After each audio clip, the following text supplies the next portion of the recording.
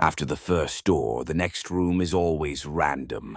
I've never seen any rhyme or reason to it, but there are certain consistencies to watch out for as we go. Bathrooms and kitchens are usually safe, the attic is bad, the basement is worse. Bedrooms are okay if they're empty, not so much if they're occupied.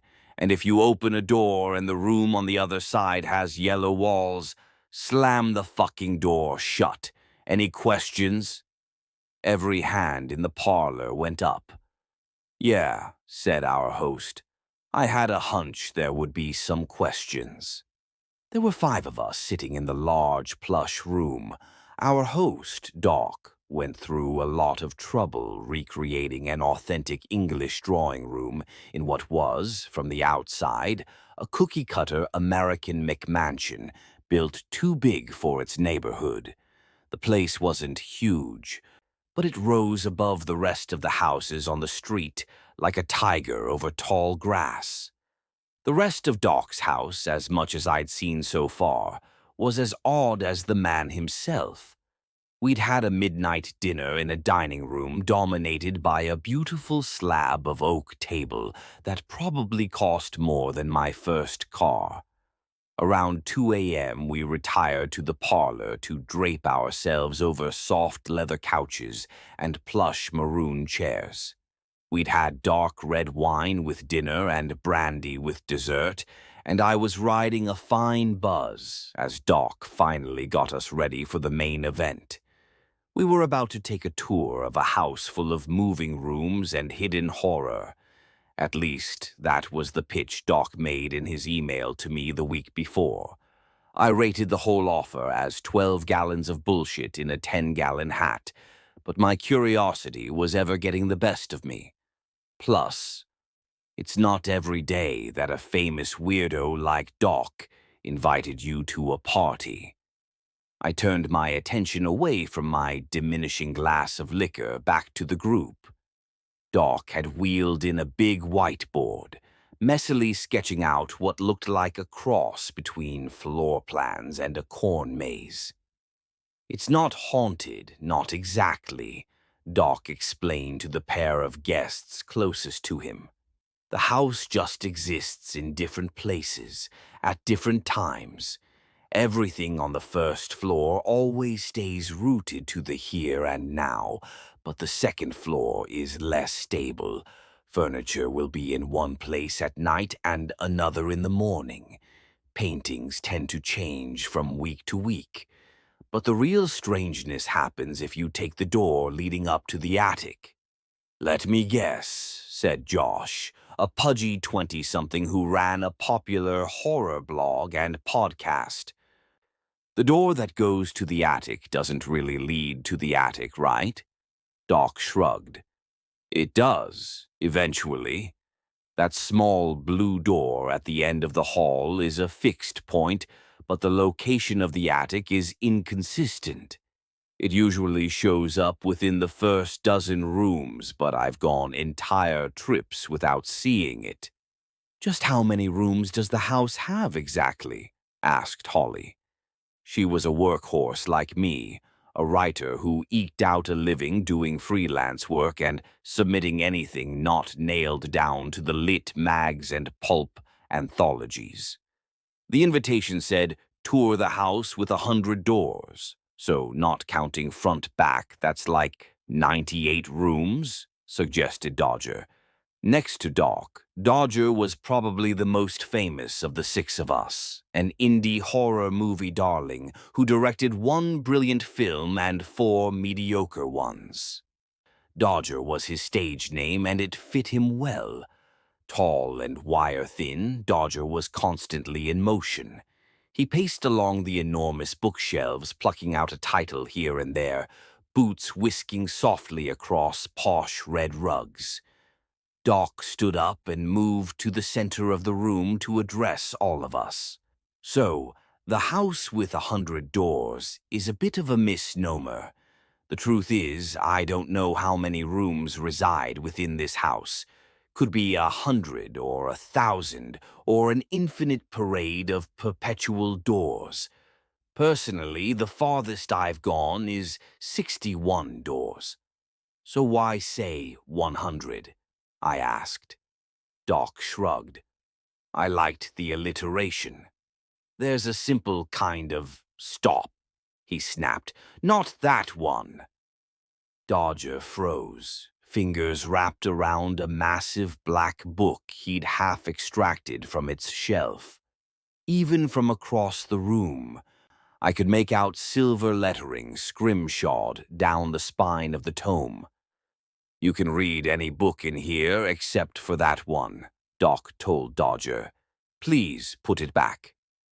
Dodger raised one thin eyebrow, but did as Doc asked. Another one of your rules, eh? Asked Dodger. Our host smiled and glanced at the clock. There are only 2 more to go over before we start. The first being, don't look for it. Look for what? Josh began, falling silent as we all heard it. There was a faint whistling outside. It grew steadily louder. The whistler was coming closer. What the hell? Dodger asked, moving from the bookshelf towards the window. Stop, Doc demanded, voice like a bear trap. Dodger obeyed but turned to Doc, fists clenched. I got the impression the young filmmaker wasn't used to taking orders. I decided to pour myself another drink and reacquaint myself with the glass. What is it? Dodger asked. I don't know, Doc replied. I've never looked. Why not? Because when I moved in, my neighbors made it very clear that the whistling would come every night, but I should never look. Dodger looked perplexed. You just took them at their word? They were very convincing. After a few minutes, the whistling moved past us, then stopped entirely. Weird, muttered Josh. I silently agreed, finishing my drink and refilling the glass.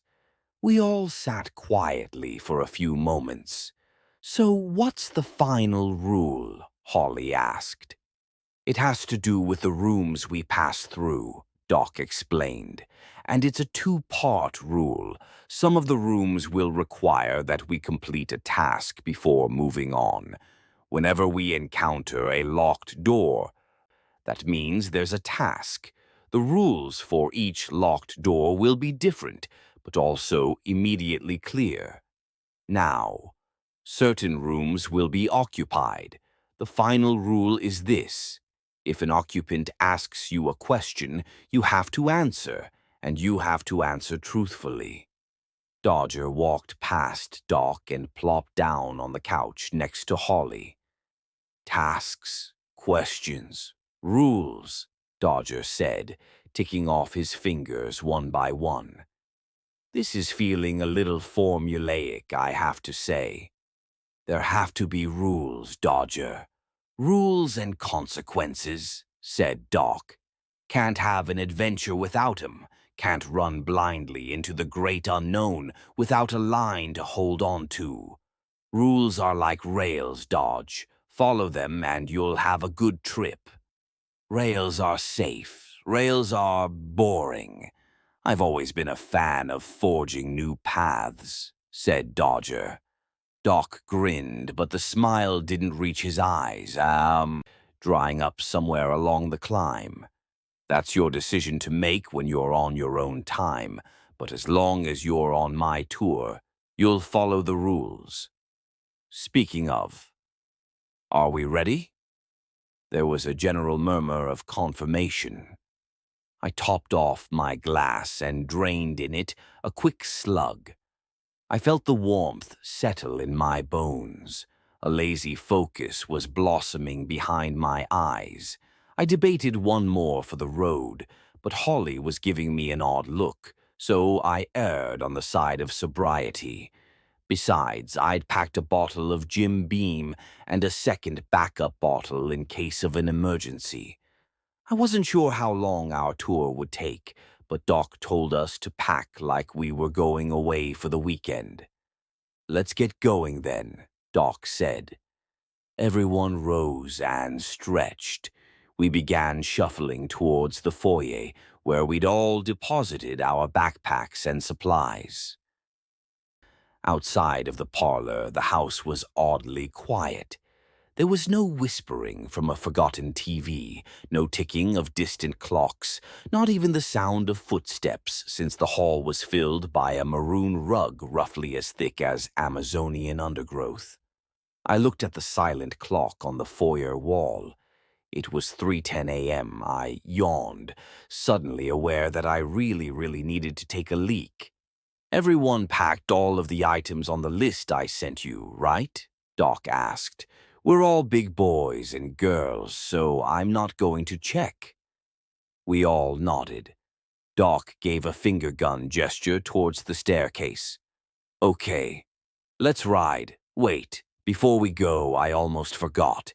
Does everybody have those documents I requested?" 4 manila envelopes were handed over. As part of our invitation, Doc requested I bring a basic bio and a copy of my most recent will. An off-putting request, for sure, but I'd obliged. We didn't discuss what was in the envelopes as we gave them to Doc, but I assumed he'd made an identical request of each of us. Doc pulled a folded envelope of his own, placed it on top of the pile, and left all 5 packets on a small table next to the staircase. "Just in case," was all he said. Doc began to walk up the stairs. Shrugging on our packs, the 4 of us followed. I was struck with the absurd image of this being a childish camping trip, the kind where you and a few of your friends pitch a tent in your backyard. We trotted after Doc, a knockoff fellowship skeptical about the trip ahead. At the top of the stairs, we came upon an expansive open area, everything covered in dark walnut and expensive rugs. There were sculptures and artwork on the wall at regular intervals. I thought about Doc's claim, about how the paintings had a tendency to change. They seemed normal enough at the moment, but I couldn't stop myself from looking for some imperceptible sign of movement from the pictures as we passed. We reached the small door Doc had mentioned. It was robin's egg blue. The door was barely 6 feet tall. Dodger would need to hunch down to pass through.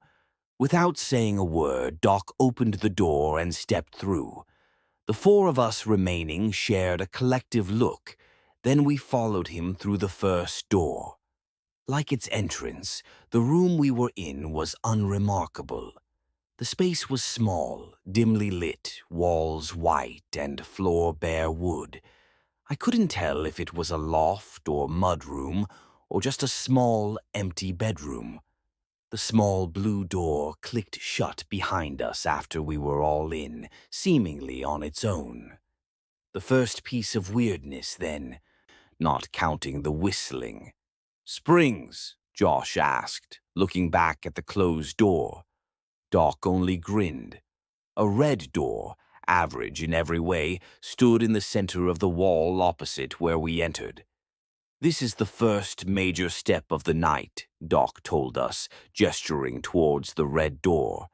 "This room is always here.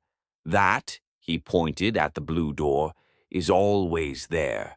But after this room, I don't know where each new door will lead. Usually the first few rooms are pretty harmless and the same things show up consistently. But you never know." Doc walked back to the blue door. "If anyone has second thoughts, this will take you back to the second floor of the house, and you can leave from there. The blue door will follow us as we go. Each room, no matter how strange, will have its own blue door back to the normal world. It's just sometimes the door is, hidden, but it's always there somewhere."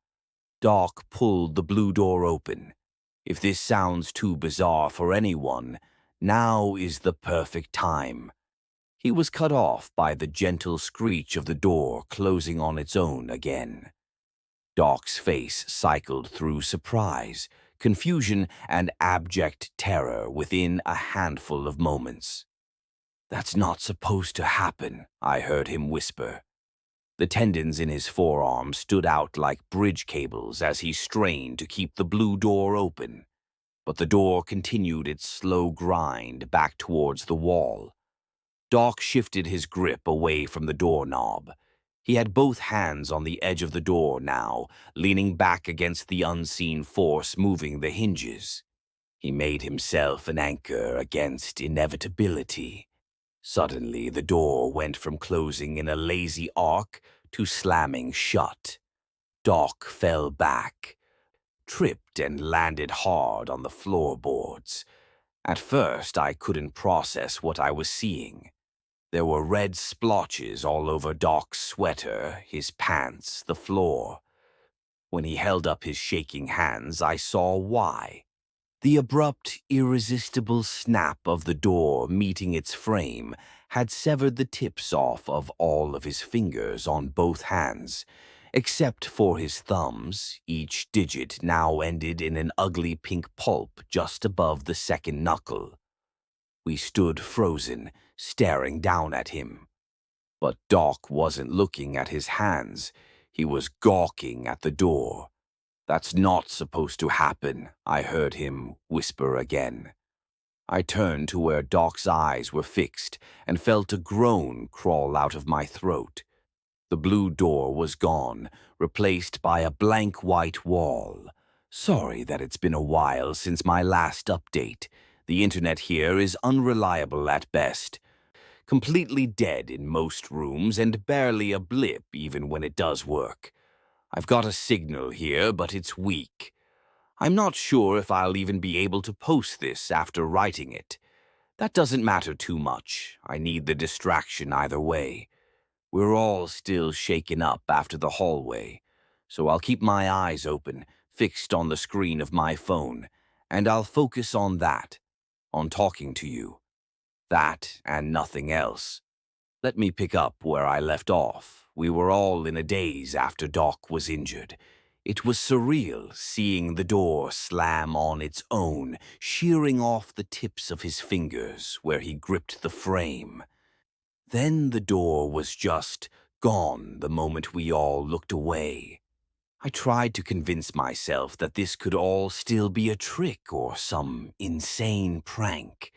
The sight of Doc's ruined hands made it difficult to believe this was anything but horrible, unavoidable reality. Holly was the first to shake herself into action. She slid off her pack and tore through the contents, emerging with a first aid kit. Moving quickly, Holly began disinfecting each of Doc's injured fingers before wrapping them in gauze and medical tape. The rest of us stood around awkwardly. Josh was staring down at Doc's hands, Dodger glaring forward at the blank wall where the door used to be. I wasn't looking anywhere in particular, just ahead in a haze, wondering if drinking the bourbon in my bag would improve or deteriorate the situation. I decided that I didn't care and brought the bottle out. Holly's small hands were swift and efficient. "Can we help?" Dodger asked. Holly shook her head. "I've got it." I sat down to watch her work. Dodger and Josh joined me. I passed the bottle around. Holly even spared a moment to take a swig. We all sat on the bare hardwood floor watching Holly. It felt a little awkward, Dodger, Josh, and me all huddled together while Holly wrapped Doc's fingers all by herself. Dodger cleared his throat. "You're, very good at that," he told Holly. She nodded tersely but didn't look up from her work. "Where did you learn?" Dodger trailed off, probably realizing his small talk was only a distraction. "The army," Holly replied, eyes never leaving Doc's hand. "I was a medic. Oh, God," Doc suddenly shouted, snapping out of his daze. "Oh, God, shit." He ripped one partially bandaged hand away from Holly and held it in front of his face. There was a distressing amount of empty space where his fingertips should be. Doc began to struggle. "Help me," Holly said, trying to hold Doc down as he thrashed. Before Dodger or I could move, Josh was up, kneeling next to Doc. Josh caught Doc's flailing arm by the wrist and firmly, gently lowered it to his side. "It's okay," Josh said, his other hand on Doc's shoulder. "Relax. You're safe. You're safe." Josh had one of the most calming voices I've ever heard. Doc's thrashing lessened, stopped. He went limp, sagging into Josh, who put an arm under Doc's gray-haired head. "You're okay," Josh repeated. "We're okay." Holly gave Josh a nod of thanks and went back to bandaging Doc. Dodger and I exchanged a sheepish look, and I passed him back the bottle. We were about as useful as a screen door on a submarine. Holly finished wrapping and snipped the medical tape off with a pair of angular scissors. She went back to her rucksack and rummaged around, returning with a small vial and syringe. "I'm going to give you something for the pain," Holly told Doc, rolling up his blood-soaked sleeve past his elbow. He didn't reply as she injected him, only stared mutely at the wall where the little blue door used to be. "It wasn't supposed to be like this," Doc mumbled. After a few minutes, his breathing became shallow and his eyes closed. Doc was sleeping. Josh gently extracted himself, fetched his backpack, and propped it under Doc's head as a makeshift pillow.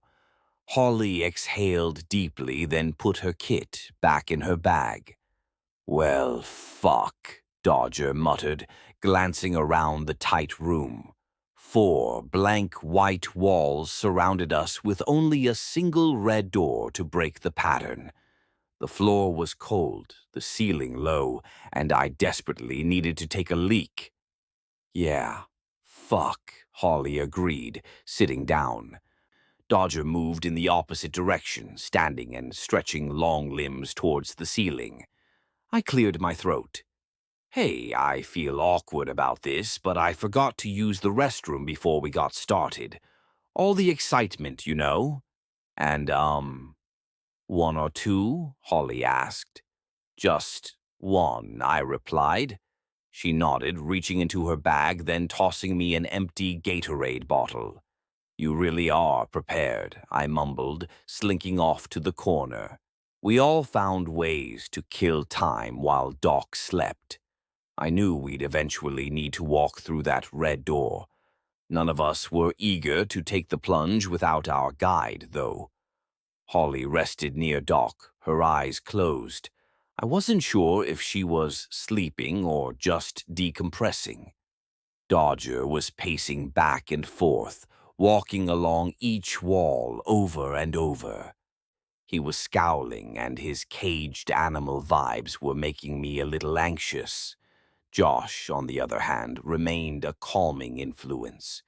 The two of us sat quietly on the floor near Doc, the bourbon between us. "Do you think this is real?" Josh asked. The image of the door closing on Doc's fingers popped into my mind like a boil.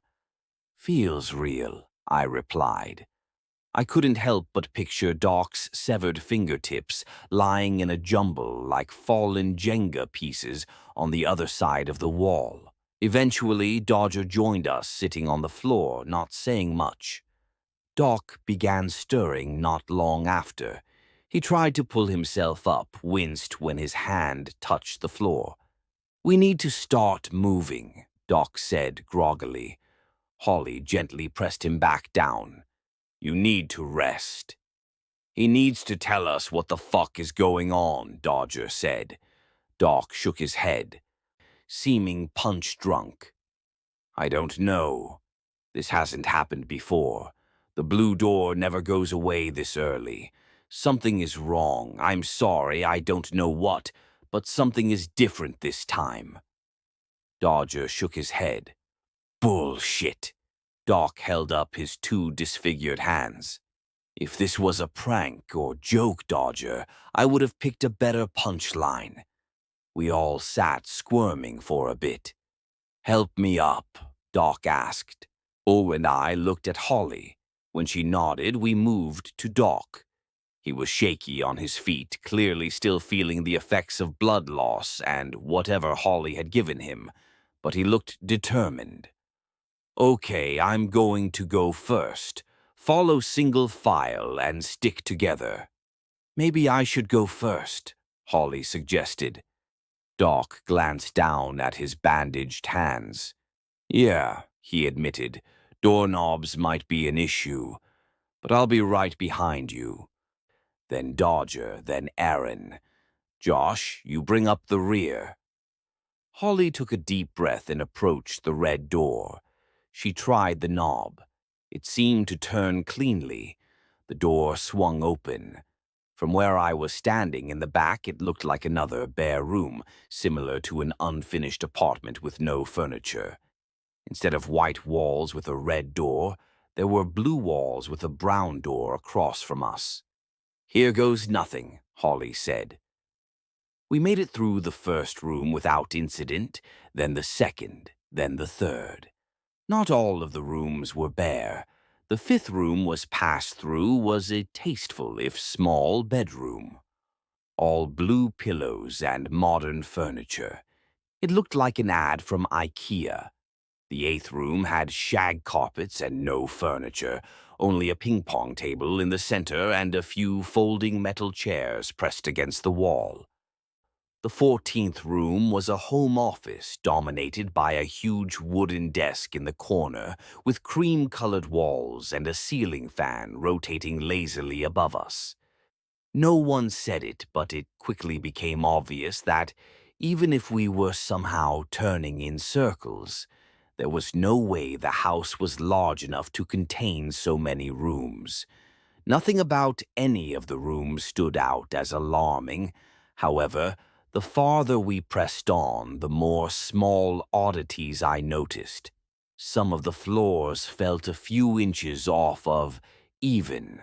Walls were occasionally asymmetrical, with one side just barely shorter than the other three. The art of the walls stood out the most. Moving through a bedroom, we passed by a picture of a family at a park. The painting itself was quite lovely, all pastel greens and sun-swept meadows. However, the faces of the family all looked manic, wide-eyed, completely at odds with the serenity of the scene. In the 19th room, we came to a tall gray door. This room was colder than any of the others so far.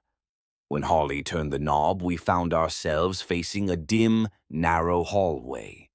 Holly hesitated. "This one feels weird," she said. "They all feel fucking weird," Dodger replied. "We don't seem to have many options," I said. "We can't really go back." Holly began walking down the hallway and we followed. The farther we progressed, the darker and cooler the hall became. My arm brushed against one of the walls, and I was surprised how rough it felt and damp. "It's like a tunnel," I heard Josh whisper behind me. Or a cave, I thought. "It's getting darker," Holly said. Flashlights out. We stopped for a few moments to dig lights out of our packs. 5 beams of blue bright light snapped to life, one after another. The flashlights were a comfort, but they weren't providing as much illumination as they should. Something about the shadows in the hallway resisted, clinging stubbornly to the floor, walls, and ceiling. It was hard to see more than a dozen or so yards in front of us, so it caught everyone off guard when we came to the first bend in the hallway. It was a shallow curve and uneven. This didn't seem like anything that was built or measured. The hall was more like some imperfect path you'd find in nature. "It's getting tighter," Dodger said, reaching up one hand and managing to touch his fingertips to the ceiling.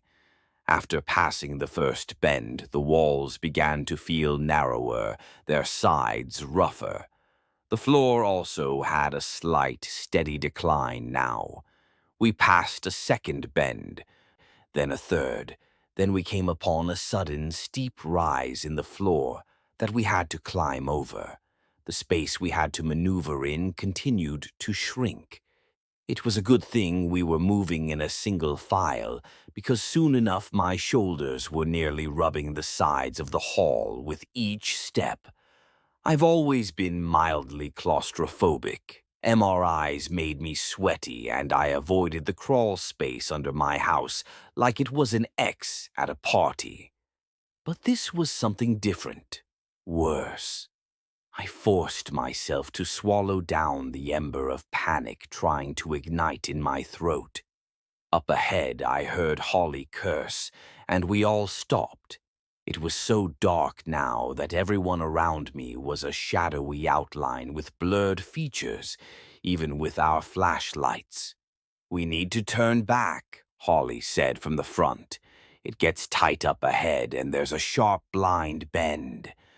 I think it's only big enough to wiggle through. We should go back." Only big enough to wiggle through, I thought. That ember of panic was a steady burn now, and I could feel cold sweat all over my body. "If we go back, we're just spinning our wheels," Doc said.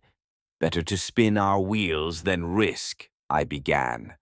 "Doc's right," Dodger cut me off. "I still think there's something deeply fucked about this whole situation, but there's no point in going backward. We've been through those rooms already. We know there's no door back, no way out. So, unless everyone wants to play ping pong for the next 20 years, I think we need to press on." "Can't we just go back and call the cops?" I asked. "At least one of the rooms back there has internet." "Even if you could connect a call, which I'm not sure the house would allow," Doc said. "And even if the police burst through that little blue door at the start with a full SWAT team, there's very little chance they'd ever find us. The rooms wouldn't be in the same order if anyone came in behind us." "How can you know?" Josh asked. Doc shrugged. "Because I've tried before, with others, more than once. Each path is different. The house is never set. I'm sorry, there's only one direction we can go." We all stood silently for a moment. "Balls," said Holly. "We'll have to leave the packs." This was meant with murmurs and curses, but we could all plainly see there was no room for the large bags. The five of us stuffed as many essentials as we could into our pockets. I saw Holly's flashlight dip as she turned sideways. "Okay, one at a time and stay close. If anyone gets stuck, the person in front of them pulls. The person behind pushes." Holly's light disappeared as she slipped into the fissure. I didn't exhale until I heard her give the all clear from the other side. One by one, we followed. When it was my turn, it took every ounce of self-control I had to shimmy my way through the narrow bend. The rough walls pressed close, forcing me to work one shoulder through, then drag the rest of my body along. I held my breath and pushed. For one horrible second, I felt wedged in. Then Dodger's hand reached back and closed around my wrist, pulling me forward. At the same time, I felt Josh behind me, nudging me forward with his shoulder. I exited the crevice like a popped cork. Doc and Dodger both reached in to help Josh squeeze through. Josh tore his shirt badly. There was a little more room on this side of the bend, but the way forward was even darker. As we pushed ahead, the walls became tighter and tighter until it was worse than before. The ceiling was dropping and the floor was rising. Soon, Dodger had to hunch over to walk. Then we were all hunched. Fuck, fuck, fuck, fuck, fuck, I whispered to myself, trying to push down the claustrophobia. There's another crevice ahead, Holly called back. Just the same as before, okay? We got this, one at a time. It took much longer for Holly to give us the all clear after she went in. Be careful, she called back, sounding winded. It's a real mess. I had to crawl. There's going to be a gradual climb, then a hard left, then a sharp drop out of fucking nowhere, and finally a short hook like a J shape at the end. It's a squeeze. Just keep moving. I was having a hard time swallowing. Holly was petite, short, and maybe 115 pounds. If she thought it was a squeeze, the rest of us were in trouble. Hey, I see the door. It's right here, Holly called back, excited. We're almost through. I watched Doc disappear into the shadows of the bend. Dodger waited before following. Even in the dark, I could see his hands shaking. I took a deep breath, sucked in my chest and gut, and began to push through. If the first bend was a nightmare, this second passage was a tight knot of hell. I could feel the walls pressing against me, forcing me to take shallow breaths. There was no room to turn around, no leeway. I was quickly forced to my hands and knees as the space constricted.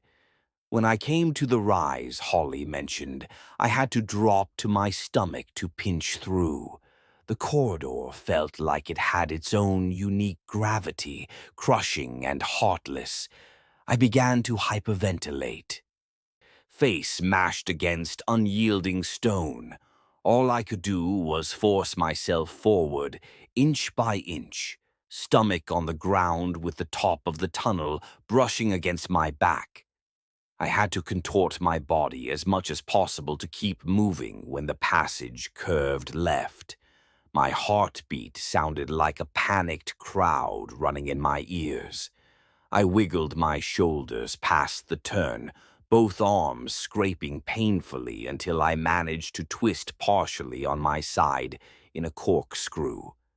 This allowed me to sneak beyond the bend, but pinned my left arm, the one holding my flashlight. The dark ahead was complete. I felt for the drop Holly mentioned with my free arm and gasped when I found how steep it was. Without my light, I couldn't see how far the decline dropped or how tight it would get. I began to tremble, frozen. My body ached from crawling, my arm was cramping, and the pressure from the walls made it hard to breathe. All I wanted to do was back up to more open spaces. Fuck it. I would play ping pong for the rest of eternity if it was somewhere I could take a full fucking breath. I tried to inch forward and felt my shoulder wedged tightly against the wall. I was trapped. Oh Christ, oh God, I thought. Hey, are you okay? Holly's voice came bobbing out of the darkness. No, I replied. I was crying. I'm stuck. Oh God, I think I'm stuck. Help, help, fucking help, please. My breathing was so rapid I was worried I was having a heart attack. Calm down, Aaron. Relax, relax, Holly told me. Listen to my voice. Do you hear me? Yes, I whimpered. Okay, it's not going to feel comfortable, but I need you to push all of your air out, Holly continued. Make yourself small. Where are you? Are you at the drop yet? Yes. That's good, Holly said. You're almost there. You're doing great. The passage opens up after the drop, Aaron. Just keep moving. No flashlight, no room. All I had to latch onto was her voice. Just keep moving. I grabbed onto my panic, wrestled it, and shoved as much of it as I could into a little mental lockbox. It wouldn't hold it for long, but it might hold long enough. Exhale, inhale, exhale as hard as I could. I let me air out and tried to drag myself forward. It wasn't enough. I was stuck. In the second before I could inhale to scream, I felt pressure on my foot. Josh, I thought. Hold on, he said. 3, 2, 1, push. I threw myself forward as hard as I could. At the same time, Josh shoved me from behind. I was shocked at how strong he was. For an endless moment, though, I stayed in place, caught in the grip of the tunnel. Then there was a yanking pain in both arms, and I was moving. The drop was deep and sudden, but wider as well. I managed to wrench my left arm free from my side, and I was crawling. There was a terrifying moment at the end of the slide when I came to the hook. A small stone lip that I had to climb up bent in an awkward position. The panic got out of its box, and I started screaming, thrashing. I was able to twist so that my upper body was in the lip. Luckily, I was close enough that I could see the glimmer of a flashlight. Strong hands reached down, and I grabbed for them. Doc and Dodger pulled me out. My chest and back were scraped to pieces, but I was out. All I could do was collapse on the ground and pant. It was several minutes before I collected myself enough to look over and see Holly, Doc, and Dodger huddled together, shining their flashlights into the passage's opening. Josh wasn't out yet. Shakily, I stood up and joined them. The tunnel carried sound strangely. I could hear the echo of sobbing. "Josh, you're almost through," Holly called out. "We're here. Come close and we'll pull you the rest of the way." Josh's voice came back strained. "I can't. It's too tight. I'm stuck. Oh God, please someone help." I shuddered. The taste of that particular horror was still fresh for me. Josh had it worse, though. He was larger than I was, heavier, and there was no one behind him to push. The sobbing suddenly turned to screaming. "Josh!" Dodger yelled. "What's wrong?" "I can't back up. I can't back up. No. No, no, no, no." He barely sounded human with the distortion of the cave and the hysteria in his voice. "Please help. Please, someone come get me. Please." Doc leaned as far into the opening as he could. "Josh, calm down. You need to focus." "Fuck you," Josh screamed back. I couldn't really blame him.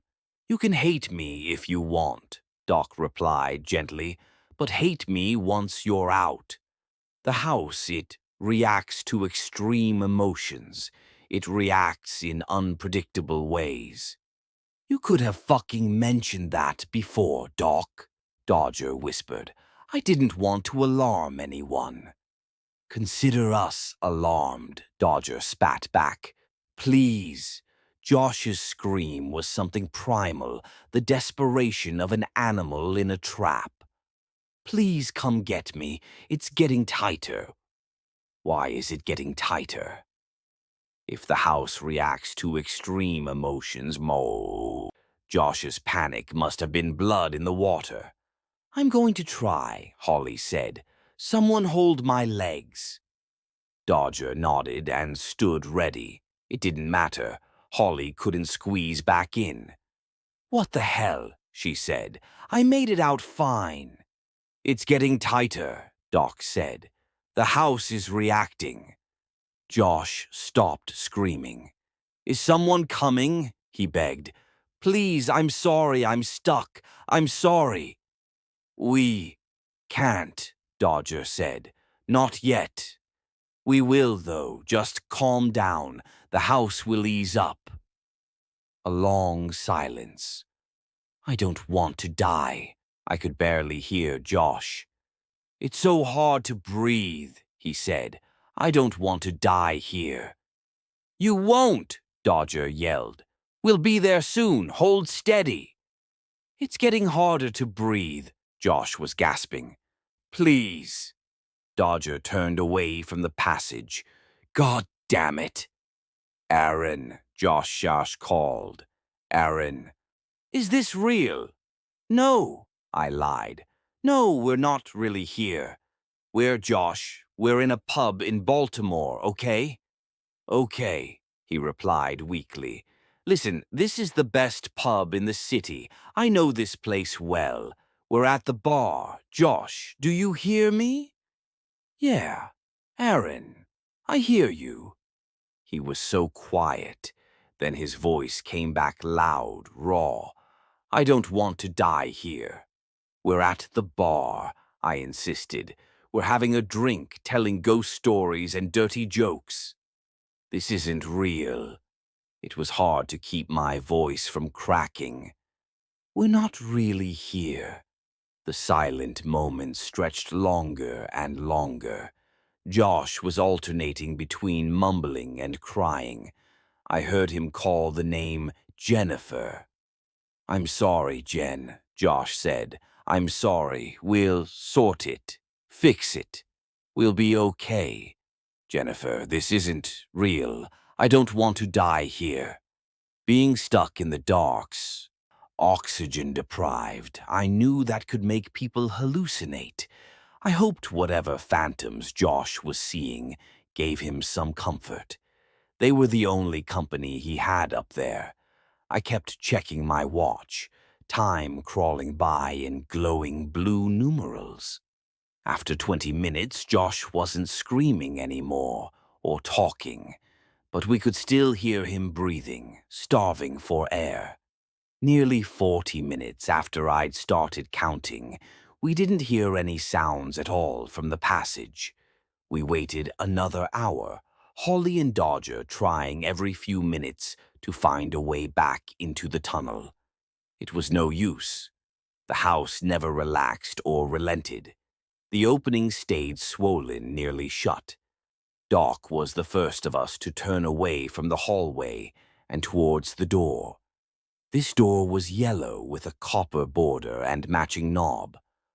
Not yet, Dodger said. Doc sighed and shook his head. He used both of his damaged hands to turn the knob and opened the door. The three of us hesitated, and then Holly and I silently followed. Dodger was the last to leave, but he didn't linger once the rest of us left.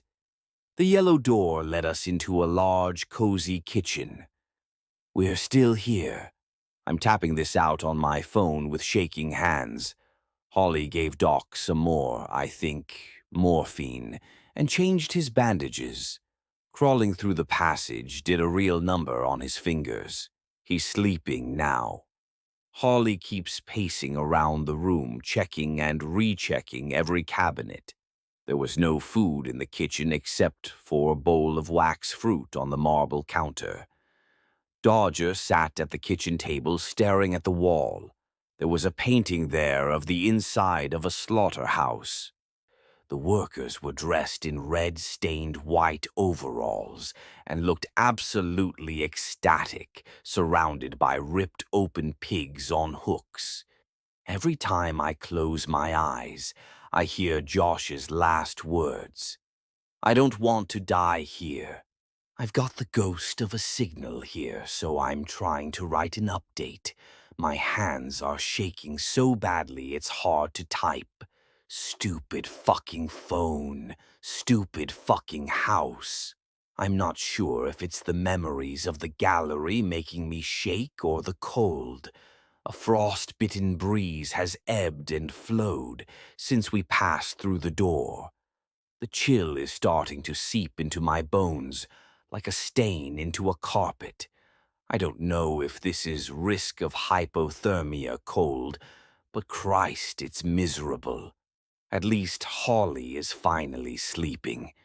It felt so unfair for Holly, Dodger, Doc, and me to be sitting in the perfect, empty little kitchen with Josh dead on the other side of the door.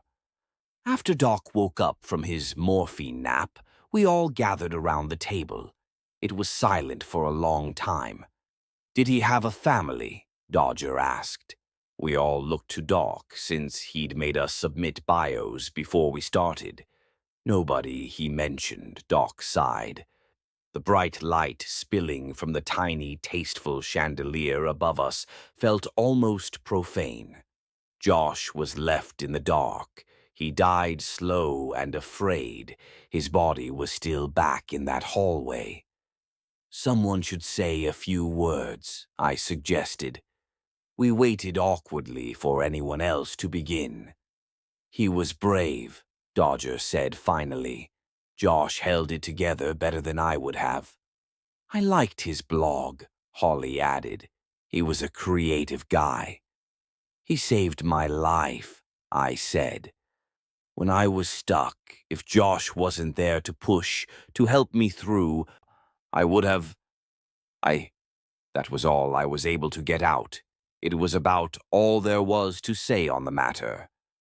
We made ready to go through the next door. There was no food in the kitchen, but we weren't leaving empty-handed. A set of knives with walnut handles gleamed sharp and polished on the counter next to the refrigerator. The handles were magnetized, the blades arranged from largest to smallest and stuck to a board. At Holly's suggestion, we each took a knife with us. I cinched mine through the belt at my side. I felt like the world's saddest pirate. Most of us selected slim steak or paring knives. Dodger grabbed the heavy cleaver. I wondered if he expected to encounter any logs that needed splitting on our journey. Dodger noticed me looking askance at his borderline sword. He grinned. You never know. The door leading out of the kitchen was soft cherry wood, a light red-brown in color. Holly took her place at the front of the line. Doc joined her. I think it would be better to have you cover our backs, he told Holly. I'll take point from here, then Aaron, then Dodger. This is usually about as far as I get into the house before things go truly bizarre. Not that there's anything usual about this trip. Holly hesitated but shrugged and moved to the back of the line we were forming. Dodger was giving Doc a peculiar look, as if something was clicking into place and Dodger wasn't sure what to make of it. Ready? Doc asked, opening the door. Before any of us could reply, he slammed the door shut. What? Holly asked. Doc turned to us. Yellow fucking wallpaper. Shit, I said. That's bad, right? Dodger asked. I was sort of tuned out earlier when you were going over the rules. We were all looking at him. My bad, he added. There's nowhere else for us to go, Doc said, tugging at the sleeve of his flannel. Just nowhere else. So we have to go through. Everybody stay sharp, keep close, stay calm. Doc opened the door and we all went through. We found ourselves in a den. It reminded me of my grandfather's TV room, where he used to retreat to watch football and drink warm Budweiser. There was brown shag carpet that cushioned every footfall. The room was empty except for a large leather recliner in the center of the room and an old-fashioned television, the kind with the rabbit ears antenna. Peeling yellow wallpaper stretched from corner to corner.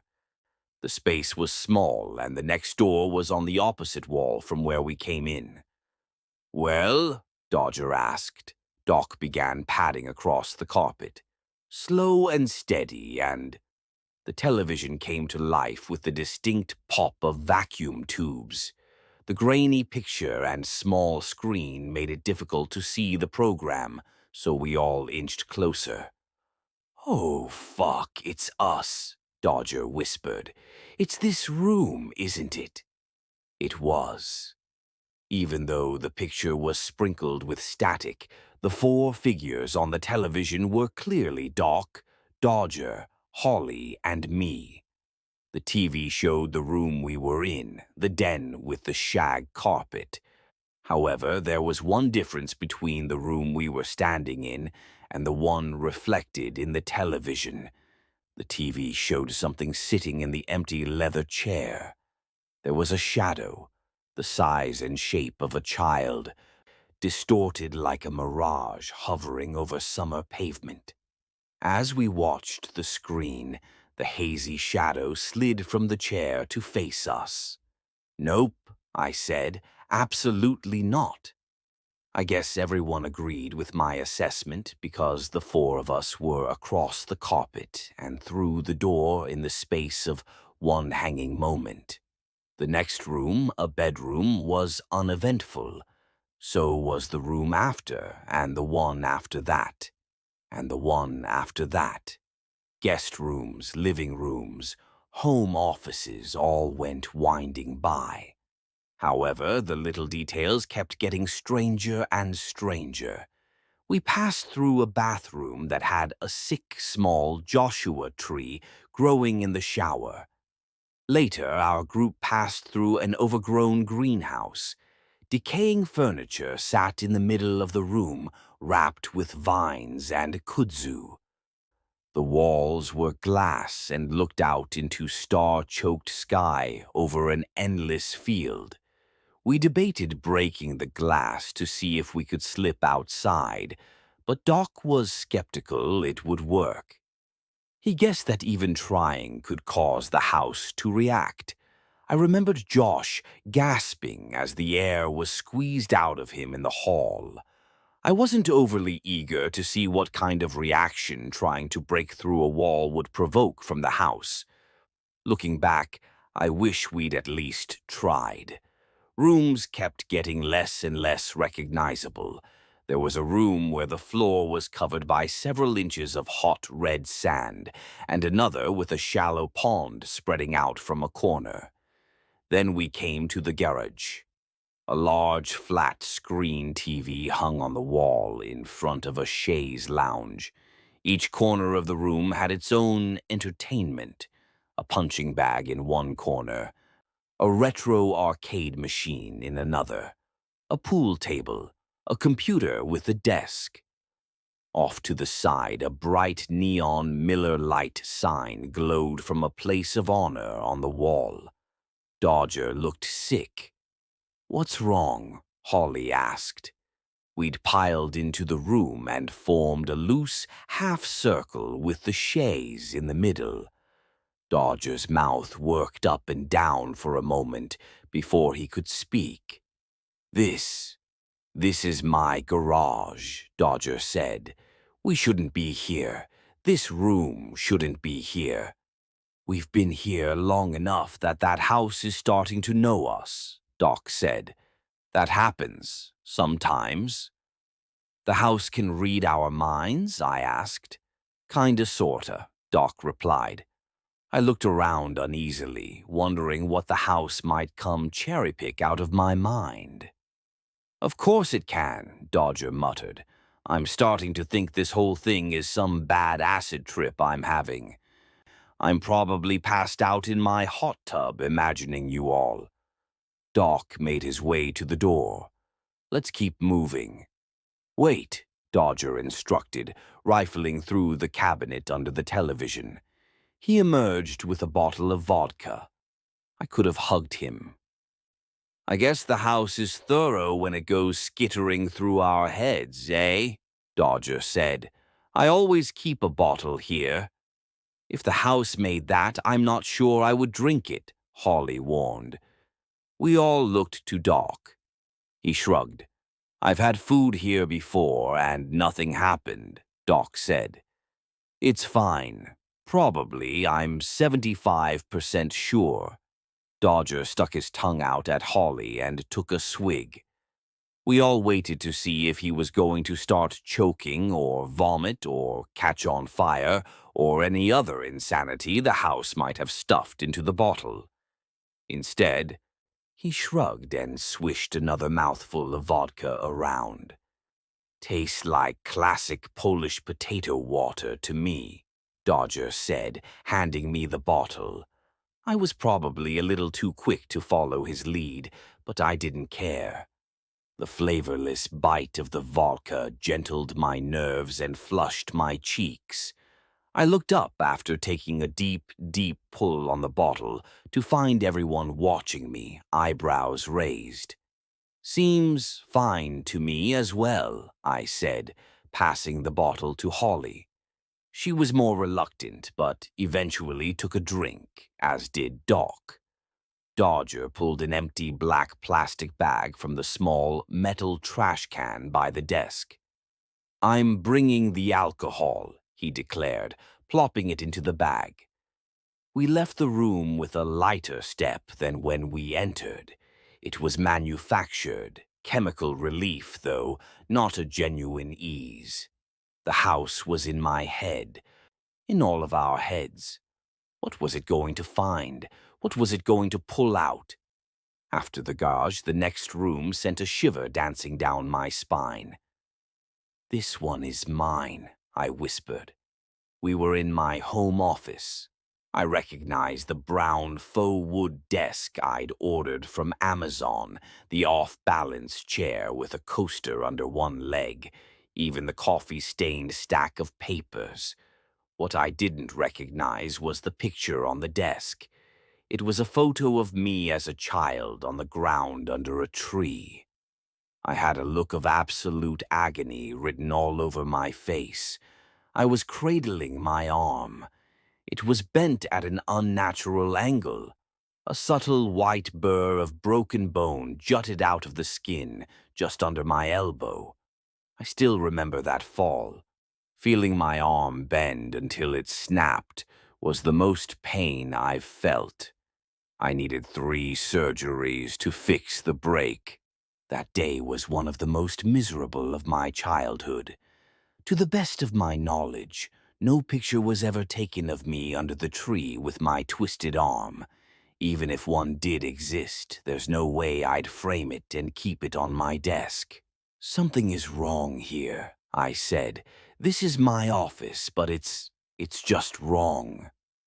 We went through quickly. The next room belonged to Doc. Did we get out?" Dodger asked. The 4 of us were back in Doc's parlor. That was the place where all of this really started, the room where he told us the rules, when Josh was still alive. "I don't think we're out," Doc said. "I think the house is just... I'm not sure messing with us isn't the right way to put it." Holly began exploring the bookshelves. "It's looking for a reaction, isn't it?" She turned back to us. "The house is poking us to see what happens." "If this is poking, I don't want to see what happens when it starts prodding," I said. "Oh, Christ," Doc whispered. I turned to follow his eyes and saw a portrait hanging on the wall. It was beautifully painted in muted blues and grays and whites. The picture was a young Doc, sitting alone in a row of chairs. It looked like some kind of waiting room. His face was hidden in his hands, but it was easy to read his body language, the slump of his shoulders. I could almost feel the waves of grief rolling off of him. "The hospital," Doc said, "after Rebecca's miscarriage. She was 3 weeks from her due date. We'd been decorating the nursery all day." "I'm so sorry," Holly said, coming to stand next to Doc. "That painting 100 per fucking cent was not there before," I heard Dodger remark from somewhere behind me.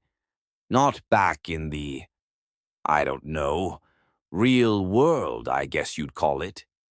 "Poking and prodding," Doc muttered. He stood staring at the painting for a long time. The rest of us milled around. "Okay," Doc said after a few minutes. "We should keep going." I expected a room for Holly next. I bet we all did. And I was right. But I didn't expect it to be occupied. We emerged from Doc's parlor into a smaller space. A bedroom. The lighting was dim. A single bright night light in the corner provided all of the illumination we had. It cast shadows off of the chairs, the small bed, and the wind chimes. They were everywhere, the chimes, hanging from the ceiling and from shelves. There was no breeze, but they rang softly as we came through the door. In addition to the wind chimes, the room was decorated with dozens of pictures on the walls. It was hard to make out details in the dim room, but I could tell the pictures closest to me were drawn in crayon and almost entirely done in black and red. More concerning than the low light, the chimes or the pictures was the lump under the covers on the bed. "This is my old room when I was a kid," Holly whispered. Her voice was usually so steady, so efficient, but it was wavering now. It's not right. This isn't how it was. We should—" "Hi, Holly." The voice came from the small bump on the bed. Holly began to shake. "Holly," the voice said again, more terse this time. There was an odd sing-song quality to the voice, a sweetness that bordered on saccharine and made the hair stand up on my neck. "Hi, Ava," Holly replied. The lump on the bed began to squirm. "Holly," Doc murmured, a note of warning. "Careful. Whoever it is, whatever it is, remember, do not lie." Holly nodded. "Where did you go?" Ava asked. Holly swallowed. "I grew up." "You left me. I looked for you," Ava said. "I never stopped looking for you. At first I was afraid for you. Then I missed you. I don't miss you so much anymore. Why did you leave?" I grew up," Holly repeated. "You abandoned me," Ava said, voice a cracking whip of accusation. "You left me alone in the dark. You were the only one I had to talk to. Why would you do that? How could you do that?" "Because you're not real," Holly whispered. "None of this is real." The lump on the bed grew taller as Ava stood. She writhed and the blankets slipped away. Ava looked like a young girl wearing a pale blue summer dress. It was hard to guess her exact age because her face was deformed, features smeared and stretched until they ran together. "What the fuck?" Dodger said. She is." Holly swallowed hard again. "That's the way I used to draw her. I was young, I could never get the details right. I always had to erase and erase, until there was just a smudge." Holly shook her head and took a hesitant step towards Ava. "You're not real." "Everything is real here," Ava said, sliding off of the bed. The chimes began to clink and rustle. "Go," Doc said, and we did. Holly stood frozen for a moment, but Dodger grabbed her, half-carried and half-hustled her to the door. I was the last one out and glanced over my shoulder to see Ava standing next to the bed, uneven blur of eyes watching us. I think she was smiling. I stumbled through the door and Doc kicked it shut. We all looked shaken, but Holly looked rattled. She'd been the first to act when Doc was hurt. She'd tried to climb back into the tunnel to save Josh. To see her pale and trembling, it made me start to feel a little rattled myself. "We need to calm down," Doc advised, working to control his breathing. "You ever notice how telling someone to calm down usually has the exact goddamn opposite effect?" Dodger asked. I looked around this new room and let out an involuntary gasp. It was the largest space we'd entered yet. High vaulted ceilings were held by soaring marble pillars. The floor was marble as well, white and glossy as wet bone. The most striking features of the room were the walls. Every inch of them, from floor to ceiling, was covered in a gigantic mural. I say mural, but it would be more accurate to say murals, each flowing seamlessly into the next, each more disturbing than the last. The murals showed beautifully illustrated snapshots of the worst moments in my life. I recognized myself as a teen burying my childhood dog under the same oak tree I'd fallen from when I broke my arm. Past the column on my left, I saw a picture of my old apartment. The door was open to the dirty street, framing Tom's back as he walked out forever. The doctor's office after he came back with the results of Mom's biopsy. I found myself drifting around the room, unable to look away from the trauma painted on every wall. The mural contained more than just my worst days. I saw a picture of Doc holding the hand of a bleeding woman, both of them lying in the sand next to the ocean. There was Dodger on a long winter road, being pulled out of the mangled ruins of his car, his face lit with raw agony. Over in the corner, I saw Holly in camo and combat gear, desperately trying to pull back the shiny red insides of a fellow soldier, torn open on a desert road. There was more, dozens of tragedies, large and small, etched artfully all around us. I heard Holly suppress a sob behind me. Poking and prodding, Doc said again. Jesus wept. Try not to look. Easier said than done. We'd drawn together towards the center of the room. We should, I began, mouth snapping shut on my tongue when I heard the sound of wind chimes. The ceiling light closest to the door we'd come through died. Darkness falling like a slamming gate. Move! Dodger shouted. We crossed the room quickly, illustrated walls crawling by in a taunting blur. Another light flickered and died behind us, and the sound of chimes rang louder. I thought I could detect faint laughter under the noise. The next door rose tall and wide in front of us. It was strangely textured. It took me a moment to realize the entire opening was covered with a heavy, blank canvas.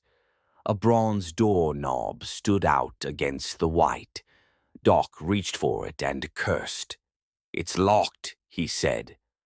Lights kept popping and dying, a rolling wave of pitch black crashing towards us. The wind chimes were a cacophony of teeth-grinding ringing. "There's a task, right?" I asked Doc. "That's what you said before, that some rooms require something before you can leave." "What do you do with a blank canvas?" Doc said to himself. Suddenly, he pulled out the kitchen knife he had tucked in his belt. With one tight motion, Doc tugged down on the blade and opened a razor-red slit in his palm. He pressed his open hand to the canvas and traced a slick arc across the door. "Are you nuts?" Dodger asked. Doc let his bleeding hand drop to his side. "Do you have a better idea?" Dodger hesitated only for a second. Another light went out and the room suddenly felt small and claustrophobic.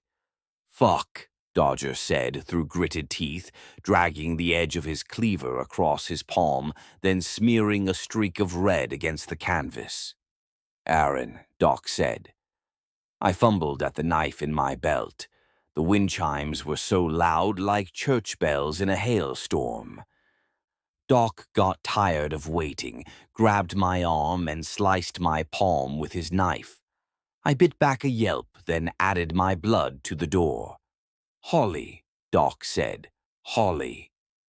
She was turned away from us, staring back into the dark gallery. Dodger pulled her towards the door. "Come on," he said, gently but loudly enough to be heard over the mad bang of the chimes. Dodger cut her palm. Holly winced and seemed to snap back to the moment. With one last glance back, she pressed her hand onto the canvas. Before she could pull back, two small hands pushed through from the other side of the door, wrapping around Holly's fingers. "Oh, God," she said. "Oh, God, let go, let go, let go, let go." "Sure thing," a voice said from everywhere around us. Ava's fingers sunk into Holly's hand and then ripped back, degloving all of the skin from Holly's wrist to her fingertips and pulling out the nails. Holly stumbled back, shrieking. Her blood splashed in a red ribbon against the canvas. The door clicked open. The last light was dying above us. Dodger caught Holly as she tripped and pulled her through the door. Doc and I followed on his heels, shutting the door behind us.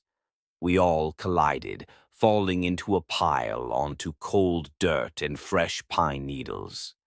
Somehow we'd stumbled into a wide-open forest within the house.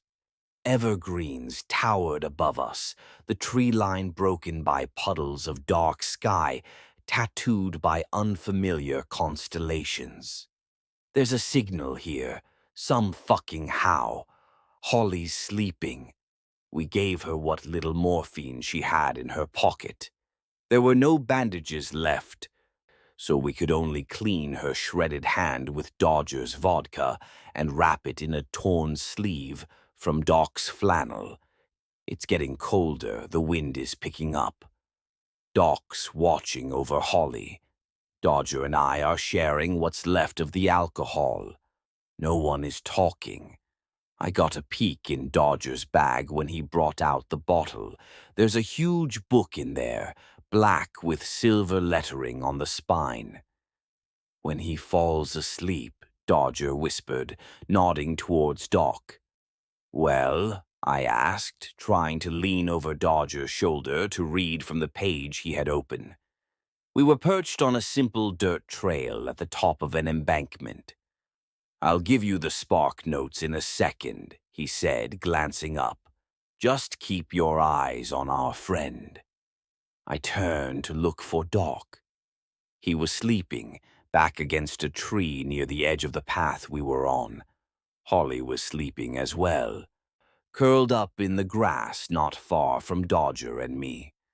I didn't know how either of them could sleep in the cold. The thin shirt I was wearing provided no protection against the chill. There was a bite in the wind that rustled the trees around us.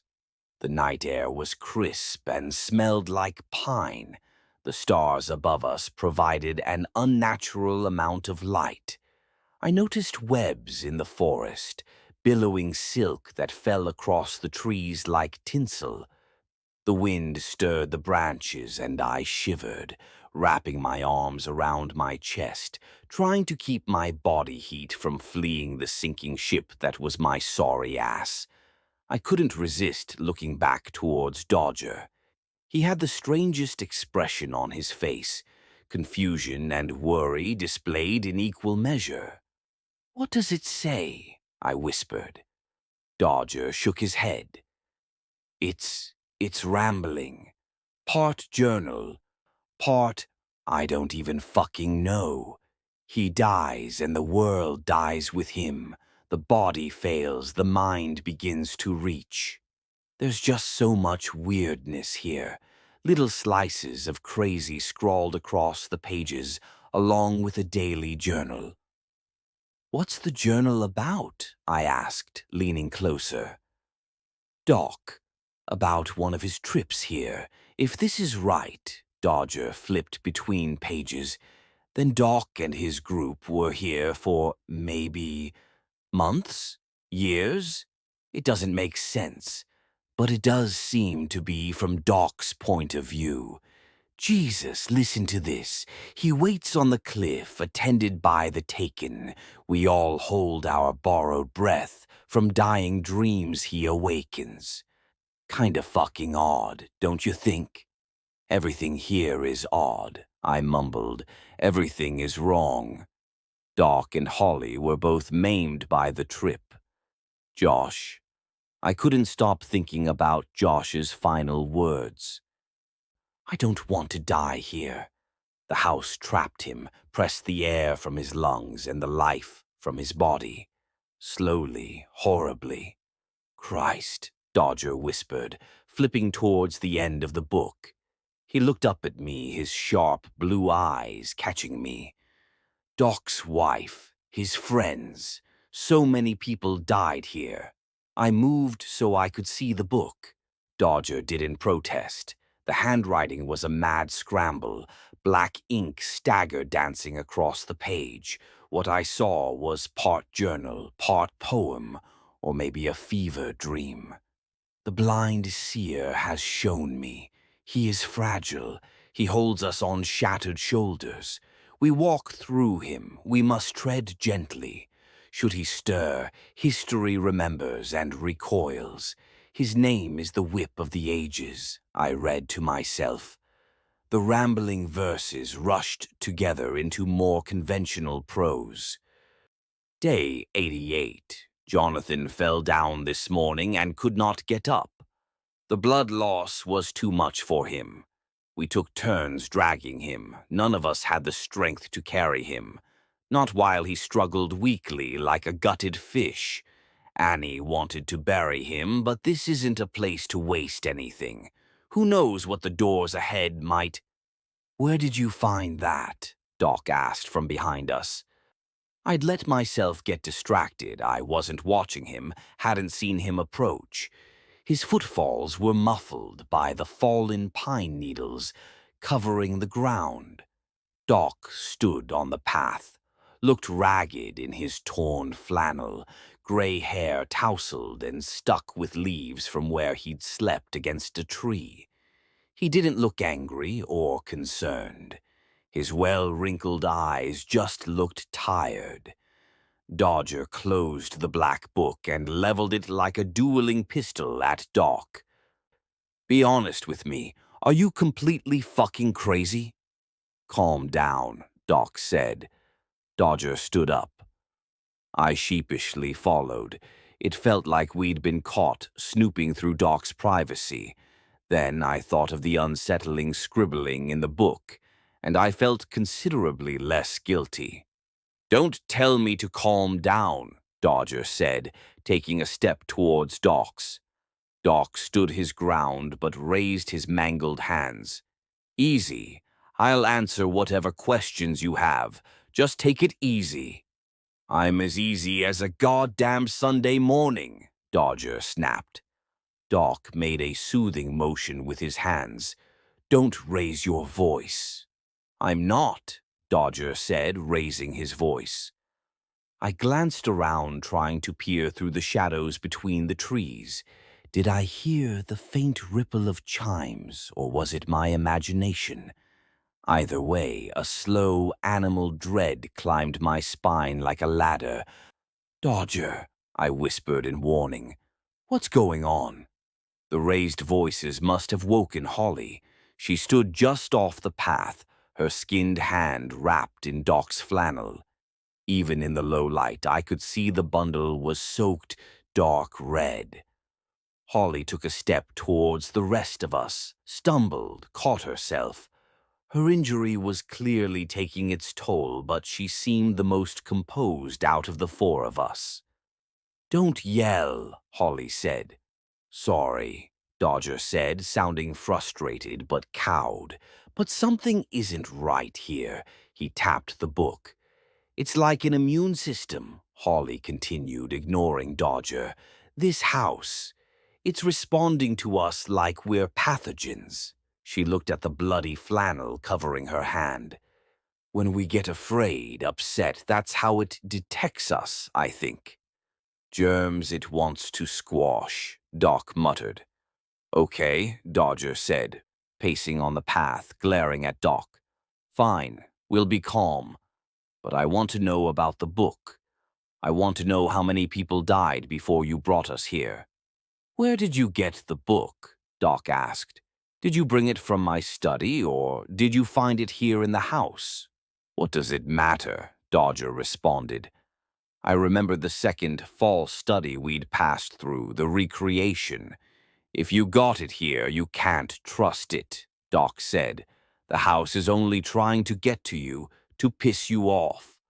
The wind cut again across the path, and I shivered. The trees, with their tatters of web and leaves, seemed to bob up and down eagerly, as if they were listening. It dawned on me then how much I hated the house, as if it were a living thing. Perhaps it was. And like all too many living things, the house appeared so needlessly cruelly. If Holly was right and we were triggering some kind of immune response, why did it have to hurt us so much? Dodger shook his head. Maybe, I don't know. What I do know is I don't trust you, Doc. We need to stick together, I chimed in, feeling like a child trying to pipe up at the adult table. Why did you line us up with Josh in the back when we first started? Dodger asked, ignoring me. I don't understand what you mean, Doc replied. You put us in a very particular order. Dodger ticked off a count with his thin fingers, drumming them against the cover of the black book.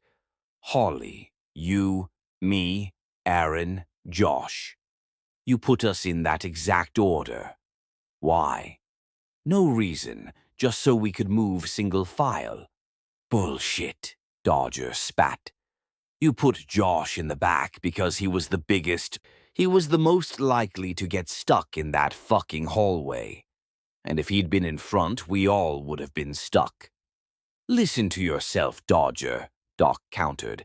You're paranoid, seeing patterns in randomness. The rooms here, you've seen it. They don't make sense. They're unpredictable. How could I have known we'd even pass through that hall? Doc held up his maimed hands. The bandages around what was left of his fingers were stained brown and shredded to rags. Does it look like I know what this crazy house is doing? Something has riled it up, much worse than I've ever seen it, and you're not helping. That book is it's like a nest of wasps you're carrying. It's affecting your judgment. Doc reached out and Dodger pulled back. No, I haven't sorted it all out yet, but this is screwy, Dodger said. He pointed to Doc with the book. You stay here, we'll go on and look for the next door.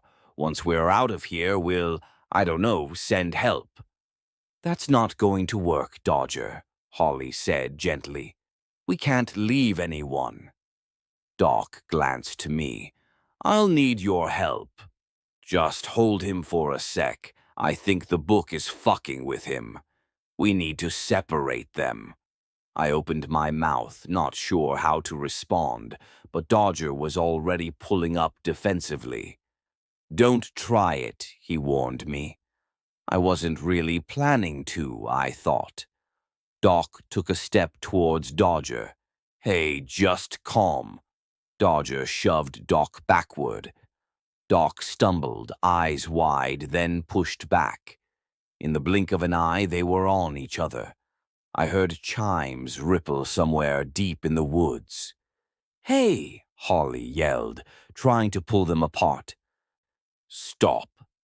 I did my best to wrap my arms around Dodger and separate him from Doc, but he was strong for someone so wiry. While I was pulling from behind, Doc suddenly lunged forward past Holly, and he and Dodger collided. The two of them went off the path, rolling down the embankment at our side. Holly and I could only watch as they slipped out of sight into the tree line. Idiots, Holly whispered. Then she was moving, sliding down after the pair. I did my best to ignore the quiet chiming all around us as I followed. We found Doc at the edge of the tree line, scraped but unhurt. Dodger was deeper in the woods. As I came down the slope, I saw Doc scramble towards Dodger, grab his arm as best he could, and try to drag him back to us. "Help!" Doc shouted, turning towards Holly and me. "Quick!" The starlight was weak here in the shadows of the tall trees, but even in the low light I could see the panic animating Dodger's face. That's when I noticed the webs, what seemed like acres of them, covering the forest floor like dust in an abandoned house.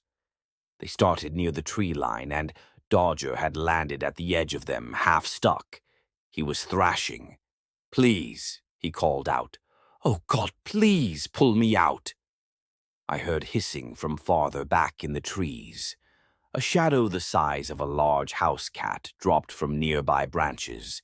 It was a spider, dark brown and bloated. The thing was hissing as it cautiously approached Dodger. His panic intensified. Dodger was hyperventilating, and I saw him tear small patches of clothing and skin as he struggled to pull himself free. The spider suddenly skittered forward, fast as a whip crack. But Holly was ready, the toe of her boot catching the thing under its left legs as it came close to Dodger. It flew back, making a sound uncomfortably close to a shriek. The spider rolled as it fell, then reared up on its back legs, exposing its underside. Its belly split vertically, and I saw a set of perfect flat teeth. A human mouth nearly the length of the spider's torso opened.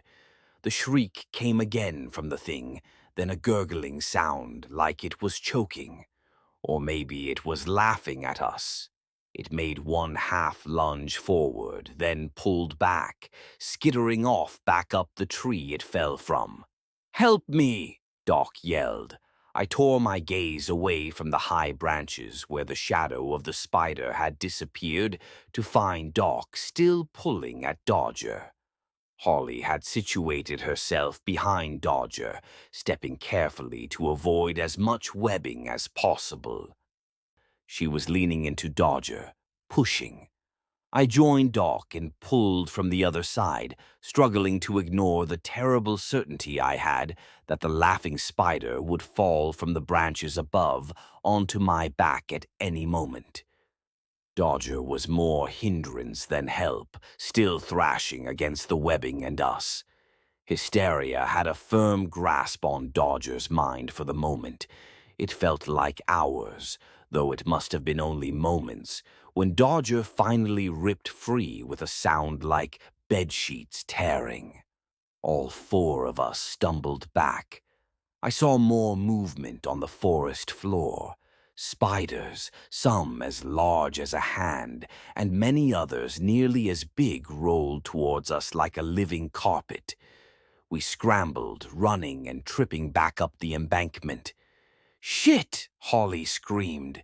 She'd been the farthest back, and I saw her kicking out desperately, trying to shake loose a few palm-sized spiders that had latched onto her legs. I turned to help pull her up the rest of the slope. Doc reached out as well, and even Dodger had recovered enough composure to grab Holly's arm and pull. The four of us landed back on the dirt trail. Dodger tore off his shirt and began whipping it down at Holly's legs, attempting to knock the creatures away.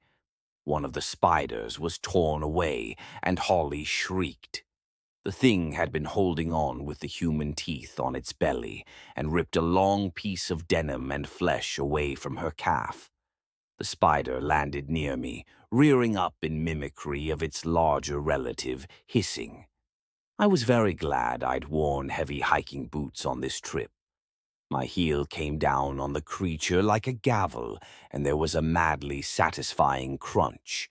The other spider was on Holly's ankles here, stubbornly holding on. Dodger couldn't seem to knock it loose. Quick as a gunslinger, Doc shot a hand out and grabbed the creature between his thumb and what remained of his fingers. With an efficient jerk, Doc popped the thing from Holly's leg, taking denim and skin with it. Holly rolled away, letting out a weak spurt of vomit, whether from the pain or venom I didn't know. Doc tried to fling the spider away, but it had wrapped legs like knitting needles around his fingers. He stared down at it in disgust. Instead of biting, the palm-sized horror pulled back and spit a thin stream of murky liquid directly into Doc's face. He screamed, ugly and raw, and fell to the ground. The impact knocked the spider free. This time it was Dodger's boot that came down, heavy and final. Doc was writhing on the ground, hands over his face, moaning. Holly was curled in the fetal position, a small puddle of sick next to her. She was silent. Dodger and I stood frozen. Then, like a dead clock jarred back into operation, we both moved at the same instant. I scanned the trail frantically for any signs of spiders. It seemed none of them had followed us up the embankment except the two attached to Holly. Dodger dropped down next to her, cradling her neck and tearing his shirt into a tourniquet, wrapping it around the leg both creatures had bitten. "For the venom," he said when he noticed me looking over. We waited there for 10 or 15 minutes before Doc and Holly could move. Holly's pulse was rapid, her pupils dilated and skin clammy, but she was able to move with assistance. I prayed whatever venom was in her wasn't lethal. In the real world, I knew most spider bites aren't deadly, but the wildlife in this house made the worst parts of Australia look like a petting zoo. Doc, despite not being bit, was doing much worse. His face was a pulpy mess, red and swollen and wet. Worst of all were his eyes, clouded with a milky gray film. "It's really dark," Doc said after sitting in silence for a long time. I can't. "We'll fix it," Dodger promised, still next to Holly. "It's just temporary." He sat shivering, holding Holly close. I could tell Dodger blamed himself for her injury, probably for Doc's as well. Personally, I saw it all as a big clusterfuck, just like the entire trip through the house. An ongoing accident unfolding over the course of hours, days. I struggled to track exactly how long since we went through the blue door. I was hungry and I was cold and I needed a drink like a god needs worship, but all I could do was dab uselessly at Doc's eyes with my sleeve and squeeze his shoulder. He looked small, frail, sitting with his face down and arms wrapped around his knees, more like a kid than a man at the tail end of middle age. Dodger looked drawn out as well, thin and pale. I doubt I looked much better. Holly, she'd been through the ringer. Even though she was the smallest of all of us, the most hurt, I guess Doc could argue that point. Even with all of that, she was the one to keep us moving. "We have to go," she said, bracing against Dodger to pull herself up. The action seemed to cause a wave of nausea to hit her, but she swallowed it down. "Staying here just means dying slow." "Might be better than dying fast," Dodger muttered. But he was standing as well, propping an arm around Holly, which got him a nod of thanks. She removed her tourniquet. "It's not going to make much difference now, and we have a lot of walking to do," Holly told Dodger, handing him back the torn remains of his shirt. "But thank you." I helped Doc to his feet and played the dual roles of crutch and seeing eye dog. We were a sad little parade walking together on the trail. But we were still moving. There was perpetual night in the forest. I'm not sure how many hours we followed the path, but the sun should have gone up if there was a sun to rise. Strange voices called out to us from the dark of the woods. They whispered and they threatened in half-formed words or garbled languages. I remembered the spiders with the human mouths on their bellies, and I sent a prayer to anything listening that whatever was in the trees would stay there. The trail terminated in an open clearing. White wicker furniture dominated the space. Chairs and lounges and tables lay scattered on the manicured grass. There was more light in the clearing, and the moon shone blue-white and low to the ground. At one edge of the glade was a massive movie screen. It looked so surreal, standing on its own with no walls for support. "We should move on," I suggested. "Quickly." The words had hardly left my mouth before I heard chimes from the woods around us. "Shit," whispered Dodger. The clearing was surrounded by faceless children. Even though her features were only a blur, I recognized Holly's abandoned imaginary friend standing at the edge of the forest. Dozens of other blank forms encircled us. In the trees above them, dark shadows moved and made gibbering noises, skittering from branch to branch. "What is it?" Doc asked. "You genuinely don't want to know," Dodger said. "We're surrounded." "Why aren't they moving?" Holly asked, leaning against Dodger for support. There was a dull silver gleam on the massive screen. I couldn't see a projector, but detected the faint pop and whirl of celluloid film. I sank into the nearest wicker chair. Maybe we're supposed to watch a movie. After a few moments of hesitation, everyone else found a seat. Dodger and Holly kept scanning the tree line. "I have a strong feeling we're not going to like whatever we see," Dodger muttered. Doc chuckled, a sound that rolled into an exhausted laugh. I think he could sense us staring at him.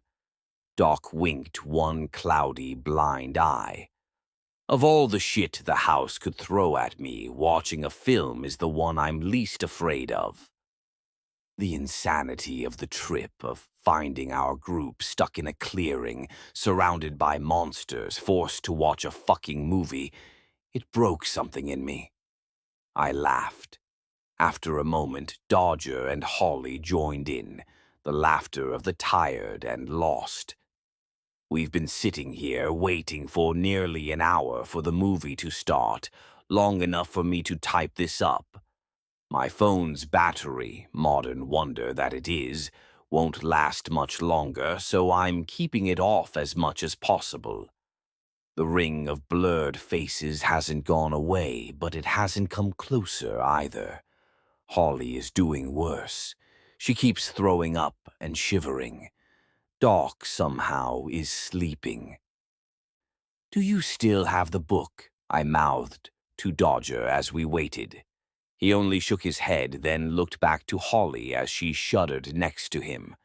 I could feel Dodger's guilt and his fear, but I was having trouble feeling anything at all. Only tired. I can hear the wind howling through the door in front of me. There is frost on the knob. The narrow walls are cool to the touch, and the step I'm sitting on is dusted with snow.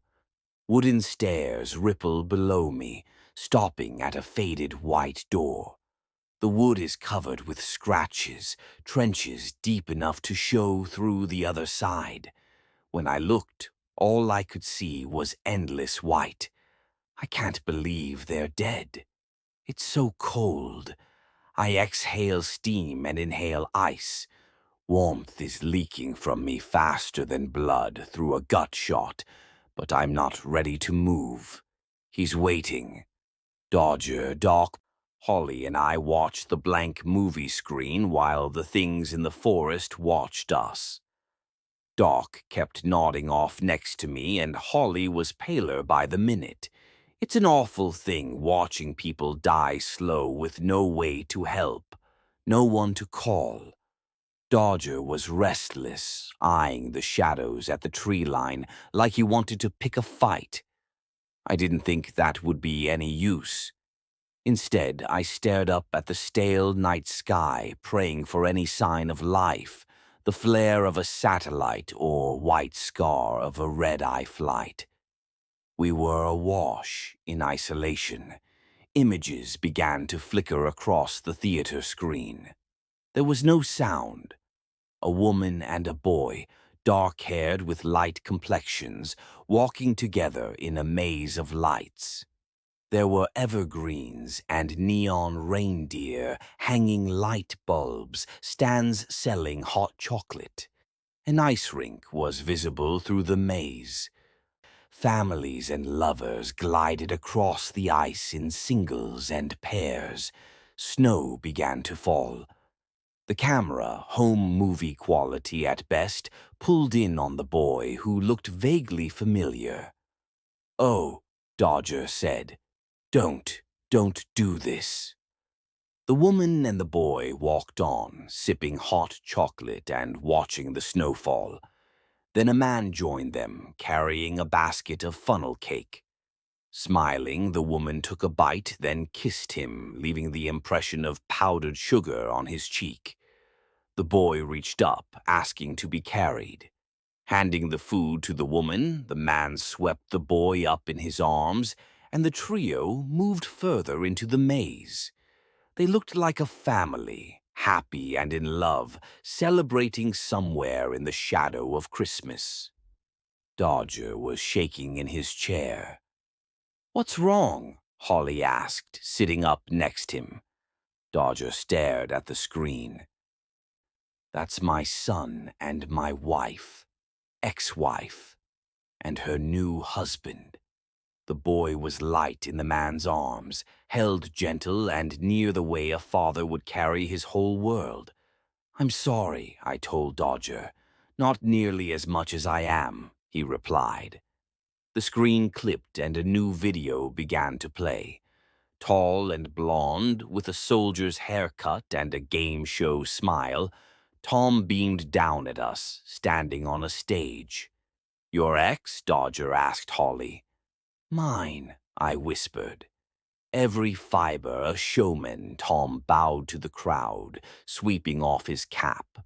There was still no sound, but I remembered the applause he got, how the whole house stood and cheered.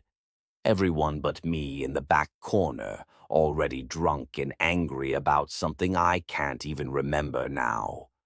The movie jumped, and now it was my apartment, Tom and I in the middle of another argument. I was yelling, pointing at the door. Tom only looked tired. There was no trace of that smile of his that could shine out even under a spotlight. He turned and walked away. One more scene skip. Tom alone in his car wearing the same clothes. This must have been just after the argument, a perspective I'd never seen. He was staring at the door to my building, crying silently, hands tight on the wheel. Maybe Tom was trying to decide if it was worth it to walk back again one more time. Or, more likely, he was hoping I'd be the one to finally open that door, to apologize, to do better. I never realized how long he waited watching the door before he drove away. "What happened?" Dodger asked, as the screen followed the red lines of Tom's brake lights. I ran my fingers through my hair. The same thing that always happened. I drank too much and said sorry too little. We were both involved in the local theater scene, me as a writer, Tom as an actor, but only one of us was doing well. It wasn't me. Maybe I took that out on him. Maybe we were just drifting through the natural shift apart that threatens all couples and continents. Whatever it was, It made us argue, and I couldn't help but see every argument as a competition to win instead of a chance to do better. I loved feeling like I won. My writing might be mediocre, but I've always had an exceptional talent for getting under people's skin. There was just... I stopped speaking as the screen changed again. It was so strange, watching a movie without sound. All I could hear was the wind brushing the trees. No other insects or forest sounds at all. Everything happening on the screen looked loud. There was sand, high dunes, dust kicked into the air. We were watching a desert in the middle of a war zone. A trail of bullets skipped by like rocks across a pond. It was a pitched fight. A half-ring of tan Humvees circled like wagons, providing cover for about a dozen soldiers. The camera zoomed in on two of the figures sheltering behind the vehicles, one writhing on the ground, the other crouched above. The latter was clearly Holly, looking a few years younger, in her army kit with a red medic patch on her arm. She was wide-eyed, arms stained red. The man on the ground was porcelain pale, staring up in shock. His stomach was an open cavity of scarlet and purple, guts spilling out in wet ropes. Young Holly was desperately trying to keep the man's insides in, scooping and pushing and holding and crying. The dying soldier kept trying to speak, but it seemed like he was choking. Blood ran down his chin, outlined his lips. "Jesus," Dodger whispered. "Shrapnel," Holly said, no emotion in her voice. But her small hands were fists and they trembled. I exhaled hard. "A friend?" "More," Holly replied, "more. One of the reasons they discourage relationships. It's hard watching friends die. Much worse watching someone you love bleed out on the sand because you can't put them back to get." Holly stopped, choking down the memory. The screen flickered and went black for a few moments. When it came back, the scene was of a beach covered in snow. Chunks of ice rolled in with the tide. Snow fell in wind-snapped sheets and fog lay over the water. Most of the beach and ocean were obscured, but two figures stood out clear near the shoreline. The first was unmistakably Doc, but some younger version. He was a little less gaunt, fewer cracks around his eyes, and there was still dirty blonde mixed in with his graying hair. The woman standing next to him had coffee-colored skin and was built like a dancer. I recognized her as Doc's wife from the picture we'd seen in the house's version of Doc's study. Both of them stood together, hand in hand, looking out over the ocean into the fog and snow. Massive shadows moved on the horizon, hidden shapes that towered over the ocean. I was glad for the curtain provided by the snow and clouds and mist. I had no desire to see what those things would look like. Drifting figures the size of skyscrapers. "What is it?" Doc asked, his swollen face and glossy eyes staring towards the screen. "What do you see?" "It's you and your wife on a beach," I said. "It's snowing and—" "Oh," Doc cut me off. "That's enough. I know what that is." Dodger turned away from the screen. "Doc, what happened?" "I lost her. Obviously, I lost her. I don't need to elaborate." "Okay," Dodger said. "And I'm sorry, but—" The screen went black. At the same moment, the entire clearing flooded with noise. There was screaming in the woods, laughing, wailing, and begging. The thump of a heavy landing. Trees cracking. The volume swelled until I was on the ground next to my chair, palms pressed against my ears, hard enough I was afraid I'd crack my skull. All of the noise stopped at the same instant.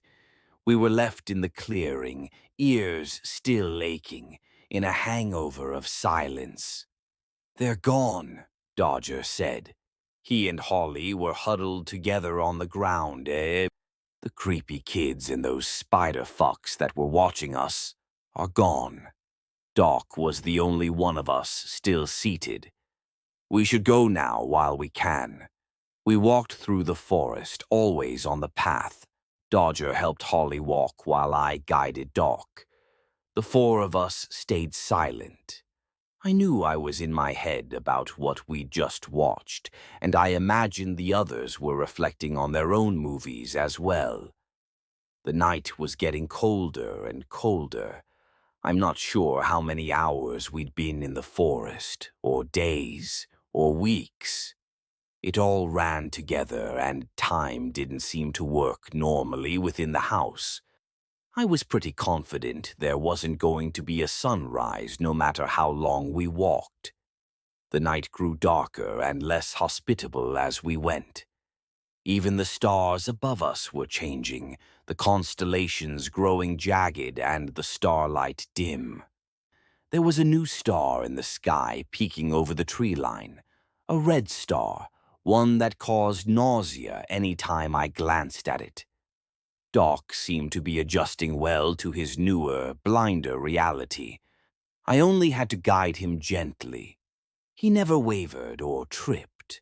Holly, however, was getting worse by the hour. The venom running through her veins appeared to be wearing her down. She did her best to keep up, but struggled to walk for more than a few minutes before Dodger had to carry her. They made frequent stops whenever Holly needed to get sick by the side of the road. Dodger held her hair and did his best to comfort her, while Doc and I sat on the trail. Clouds were running up from behind us, and not long after we left the theater in the clearing, the wind began to rise. A storm was biting at our heels. We tried to pick up the pace, but the forest seemed endless. The trail wound through strange places, stretches of woods where entire cities' worth of furniture stood abandoned under the trees. There were old beds and broken chairs, dressers and nightstands and televisions, all strewn among the roots and branches around us. It was like God had opened a dollhouse and shaken the contents out over the forest. The clouds were swift and devoured the stars above us. Hard wind ran through us like ice sharpened to a razor. At the first crack of thunder, I debated suggesting we take shelter under the trees, but I was afraid to leave the path. Even though they were silent, I knew the creatures and the children were still likely in the woods around us. It would be a risk to even approach the tree line. The decision was made for us when the first drops of rain fell fat and cold from the sky above. As the water hit my skin, I screamed. The rain burned. Each drop was like a wasp landing. We ran for the trees without saying a word, Dodger carrying Holly. I prayed the things watching us in the clearing hadn't followed this far. "Why do you think the house showed us those home movies back there?" Holly asked. The four of us sat together just inside the tree line. Thunder drummed above us, but the rain was slowing down. An occasional burning drip would fall down from the branches above and leave a little stinging kiss on an exposed arms or necks. We were careful not to look up. "Because it likes fucking with us," Dodger answered. "This house has been jerking us around since we walked through the first door." Poking, I thought, prodding. "But why?" Holly asked. She was shaking constantly now, her eyes unfocused. "Maybe it doesn't need a reason," Doc said. "Maybe," It's just for fun. Or maybe it's a test or all of that. None of that. Doc let out a little laugh. Maybe it doesn't matter. Dodger looked out across the path. Lightning threaded through the sky.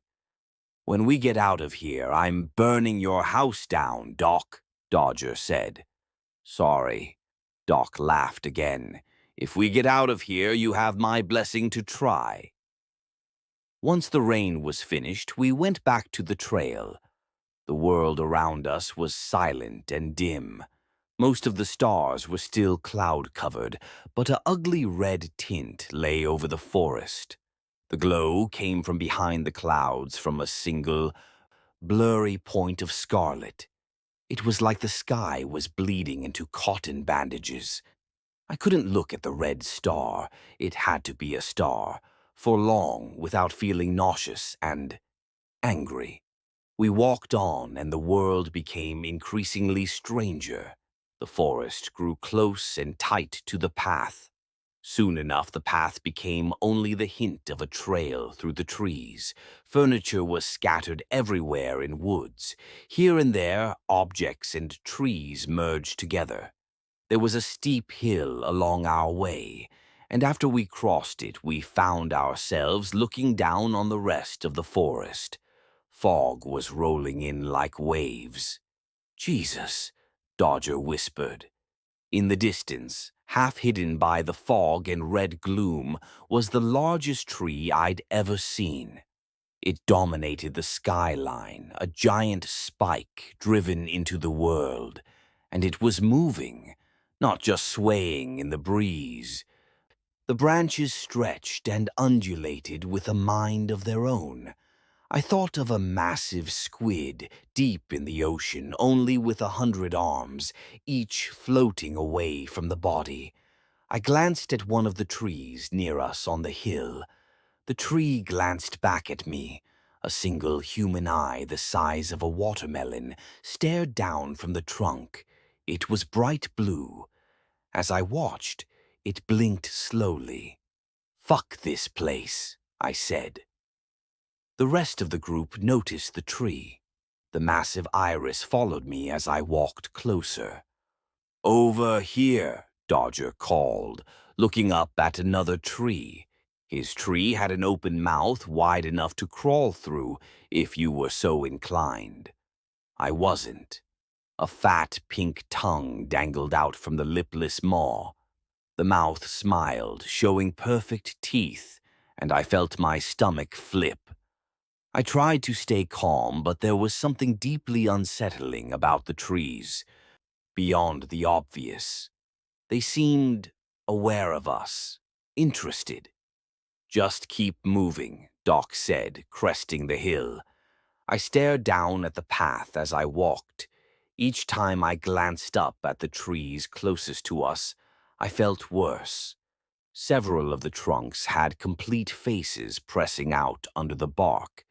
They wore a variety of expressions, none of them pleasant. Off in the distance, the giant tree still moved slowly. There were shining lights visible towards the end of each swaying branch. I couldn't see anything clearly through the fog, but the lights were strangely attractive, like beacons or lures.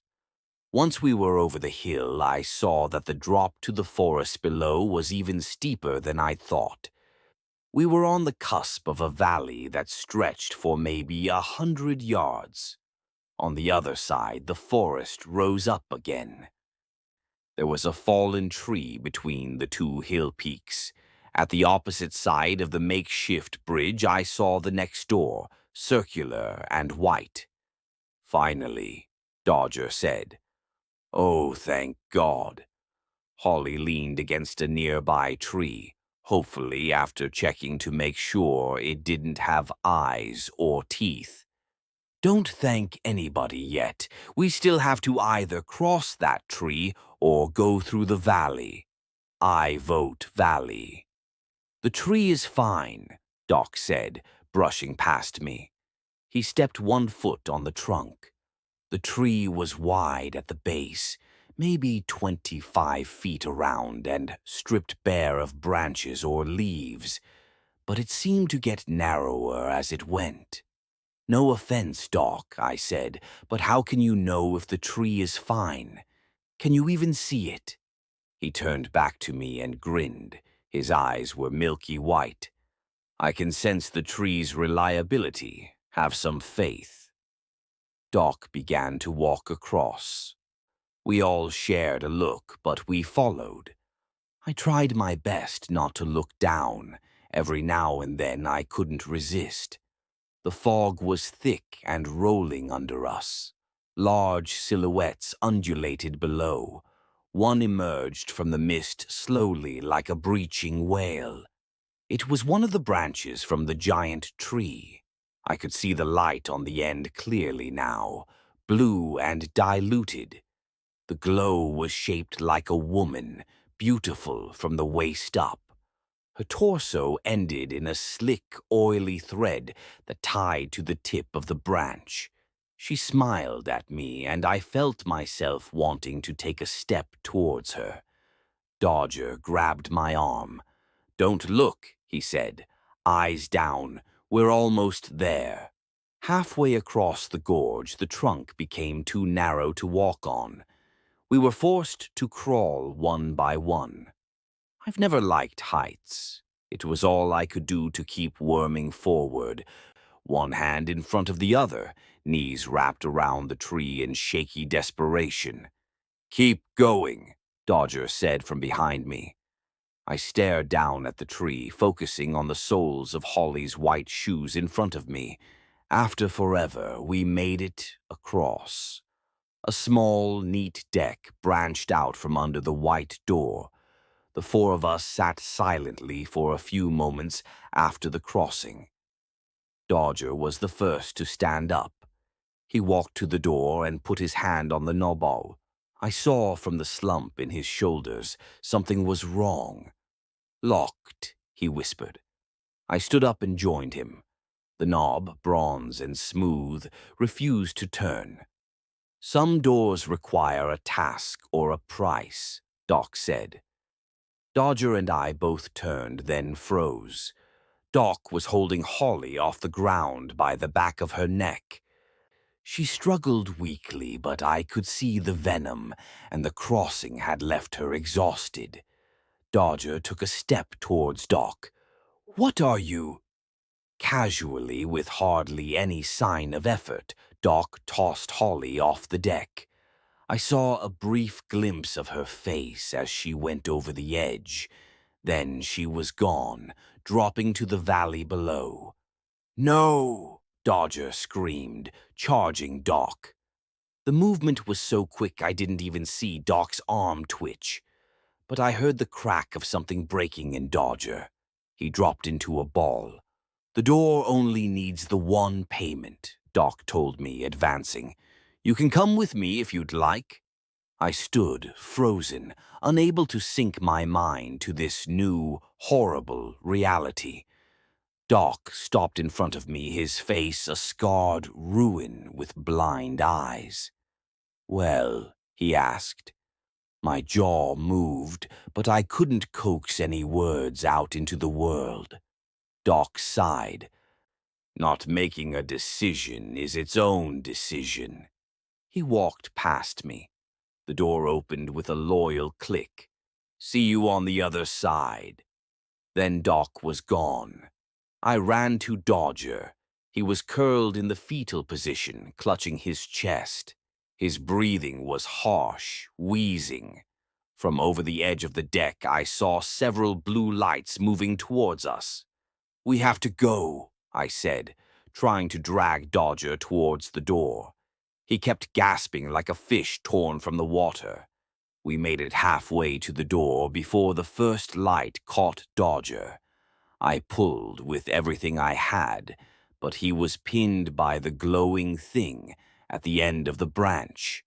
This one was a man, perfect like stone. I watched it take a bite from Dodger's calf. "Come on," I begged, pulling Dodger's arm. "Please come with me." More lights were catching up to us, climbing up the deck. Each bright shape was beautiful. They tugged at Dodger, took little bites from all over. He never screamed. "Please," I said, voice breaking. "Please, please, please." I looked down and saw Dodger staring at me. "Go," he gasped. "Find him. Kill him. Go." Dodger waved me weakly. The bright blue lights were swarming over him, tearing off pieces as they went. I tried one last pull and his arm came off at the shoulder where they'd been gnawing at it. That was all I could handle, and I ran, and I left him there. God forgive me, I left him there. I went through the door and closed it tight behind me. After the door was a staircase headed straight down. I stopped halfway to finish this, sitting on a cold step. My phone battery is all but dead. I'm all but dead. All I can hear is wind. The door at the bottom of the stairs is rimmed with ice. I don't want to go any further. But I can't go back. If this is it, if I die here, I'm sorry, Tom. I'm sorry I didn't walk out to the street that night. I'm sorry.